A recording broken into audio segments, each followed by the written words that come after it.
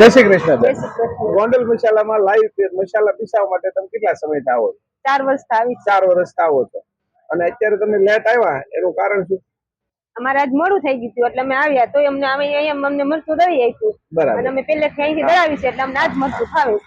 બરાબર. ચાલો ભાઈ, ગોંડલ મસાલા એટલે તમારા માટે શું? ગોંડલ મસાલા એટલે એમાં કઈ કેવું ન પડે ભગવાન કે અમે અહીંયા 4-5 વર્ષ આવી છીએ. અમારા જે ટાઈમે ફ્રી હોય એ ટાઈમે આવી છે, અમારું કામ થઈ જશે. બરાબર.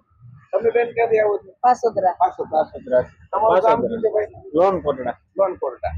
તમને અહીંયાની કઈ વસ્તુ બેન સારી લાગી અમારી? અમને અહીંયાની હિંગ સારી લાગે છે, મરચું સારું લાગે છે, મસાલામાં ગરમ મસાલો પણ સારો આવે છે. બરાબર.